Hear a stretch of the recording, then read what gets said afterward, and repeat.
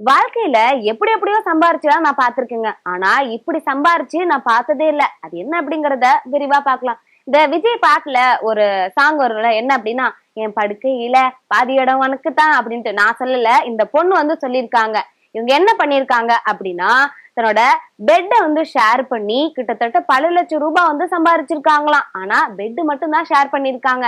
எனக்கு ஒண்ணுமே புரியலங்க. நீங்க என்ன சொல்றீங்க அப்படின்னு கேட்டா, அத கொஞ்சம் இன்னும் டீட்டெயில்ஸா பார்ப்போம். இவங்க வந்து கன்னட நாட்டை சேர்ந்தவங்க. இவங்களுக்கு வந்து 37 வயசு வந்து ஆகுது. இவங்களோட பேர் என்ன அப்படின்னா, மோனிக் ஜெரோமியா அப்படிங்கறதுதான் இவங்களோட பேர் வந்து. இவங்க என்ன பண்ணிருக்காங்க அப்படின்னா, தன்னோட தூங்கிட்டு இருப்பாங்க இல்லையா பெட், அதை ஷேர் பண்ணி கிட்டத்தட்ட பல லட்சம் ரூபாய் வந்து சம்பாரிச்சிருக்காங்களாம். இவங்களுக்கு வந்து எப்படி இந்த ஐடியா வந்துச்சு அப்படின்னா, கொரோனா காலகட்டத்துல இப்ப நம்மமே வந்து வேலை இல்லாம தானே இருந்தோம். அதே மாதிரிதான் அவங்களுக்கும் இந்த பிரச்சனை வந்து இருந்திருக்கு.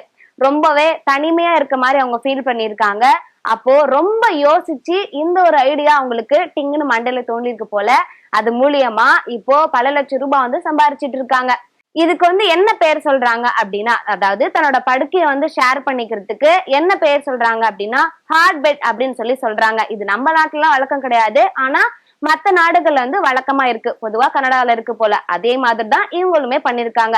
முதல்ல ஹார்ட் பெட்னா என்ன அப்படின்னா, இப்போ ஒரு ரூம்ல வந்து 2 பேர் இருக்காங்க அப்படின்னா, இப்போ மார்னிங் வந்து ஒரு ஷிஃப்ட் பாக்குறாங்க, வேலைக்கு போயிடுறாங்க. இப்ப ஈவினிங் வந்து ஒரு ஷிஃப்ட் பாக்குறாங்க, வேலைக்கு போறாங்கன்னா, ஒருத்தர் வந்து ரூம்ல இருப்பாங்க, இன்னொருத்தவங்க வந்து வேலைக்கு போவாங்க இல்லையா? அந்த மாதிரி ஒருத்தர் ரூம்ல இருக்கும்போது அவங்க வந்து தூங்கிக்கலாம். அப்ப வேலைக்கு போனதுக்கு அப்புறம் இன்னொருத்தர் வந்து தூங்கிக்கலாம். அதுக்கு பேரு தான் வந்து ஹார்ட் பெட் அப்படின்னு சொல்லி சொல்லுவாங்க. ஆனா இத வந்து அவங்க கொஞ்சம் முறையா மாத்தி ஒரே நேரத்துல 2 பேருமே பெட்ட வந்து ஷேர் பண்ற மாதிரி பண்ணிருக்காங்க. இது மூலியமா இவங்க எவ்வளவு சம்பாரிச்சிருக்காங்க அப்படின்னா, கிட்டத்தட்ட $50,000 வந்து இவங்க சம்பாரிச்சிருக்காங்களாம். இந்த ஐடியா வந்து எப்படி உங்களுக்கு தோணுச்சு அப்படின்னா, கொரோனா காலகட்டத்துல வேலை இழந்தனால ரொம்பவே மன உளைச்சலுக்கு ஆளாயிருக்காங்க. அந்த கொரோனா காலகட்டத்துல வந்து அவங்க ஒரு ரிலேஷன்ஷிப்ல இருந்திருக்காங்க. அவருமே விட்டுட்டு போனதுனால ரொம்ப இன்னமும் வந்து மன உளைச்சலுக்கு ஆளாயிருக்காங்க. அப்பதான் உங்களுக்கு தோணிருக்கு, நம்ம ஏன் வந்து இது மாதிரி பண்ணக்கூடாது அப்படின்னு சொல்லிட்டு. அந்த நடைமுறைய கொஞ்சமா மாத்தி இவங்க வந்து ஒரே பெட்ல ஷேர் பண்ணி தூங்கியிருக்காங்க. அவங்க வந்து என்ன சொல்றாங்க அப்படின்னா, ஒரே பெட்ல வந்து தூங்கிக்கலாம். மத்தபடி எந்த ஒரு விதமான தப்பான அட்டென்ஷனும் கிடையாது அப்படிங்கிற அவங்களே சொல்லியிருக்காங்க. இந்த ஹார்ட் பெட் பத்தி அவங்க கிட்ட கேட்கும்போது அவங்க என்ன சொல்றாங்க அப்படின்னா, இது மூலியமா எனக்கு எந்த ஒரு பிரச்சனையுமே வந்தது இல்ல. நான் பாதுகாப்பா தான் இருக்கேன் அப்படிங்கிற மாதிரி அவங்களுமே சொல்லியிருக்காங்க.